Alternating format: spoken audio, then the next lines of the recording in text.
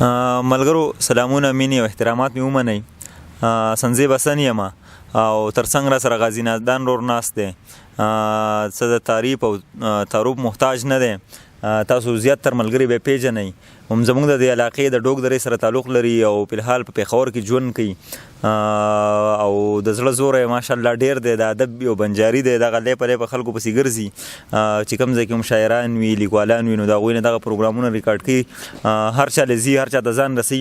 زموږ خوا ته هم راغلی دی نو چونکې ټول عمر دی په خلکو پسې ګرځي او د خلکو نه پروګرامونه ریکارډ کوي نو زه غواړم چې یاره د ده نه یو څو خبرې واورو یو څو شعرونه ترې واورو او پروګرام ترې ریکارډ کړو دلته کې.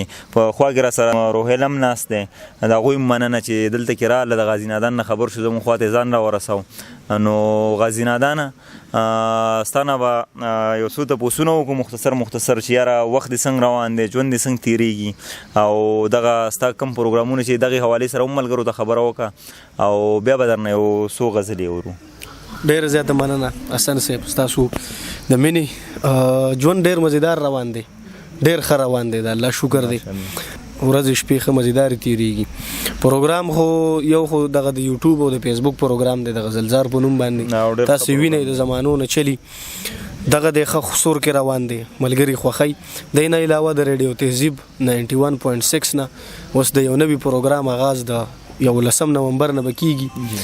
ادبي تړون نوم به یې دغه پروګرام او په دغه کې به موږ د غزلمي لیکوالان د ریډیو په ذریعه ولس ته معرفي کوو. ډېره زیاته ښه ده او الله دې کړي چې هم ستاسو دغه مینه او ستاسو دغه زیار او ستاسو دغه کار هم دغه شانې دوام ولري.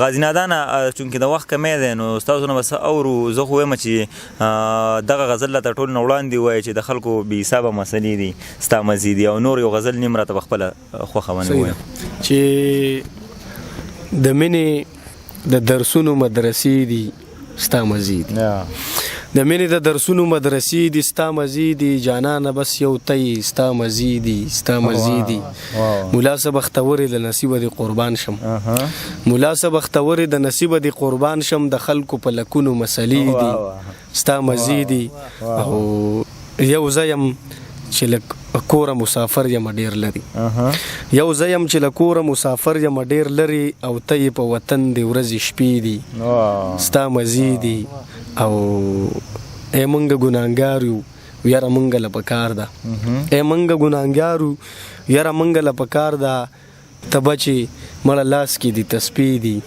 ستا مزې دي زمرمه جدایۍ کې دي او ته غازي نادانه زمرمه جدایۍ کې دي او ته غازي نادانه شعرونه دي او بس مشاعرې دي ستا مزې دي او یو غزل بل دی چې په شکرو کې بیخي خبرې نشته په شکرو کې بیخي خبرې نشته ستا خبرو کې بیخي خبرې نشته ستا د کلي د دې دنګو دنګو غرونو ستا د کلي د دې دنګو دنګو غرونو په ګورګورو کې بیخي خبرې نشته څه سندرې خو بس هسې اوتې بوتې څه سندرې خو بس هسې اوتې بوتې څه سندرو کې بیخي خبرې نشته په ډالرو خو ایمان خلقو راوړی په ډالرو خو ایمان خلقو راوړی په ډالرو کې بیخي خبرې نشته او د لر خلک هم غازي نادانه ښه دي خو په بارو کې بیخي خبرې نشته.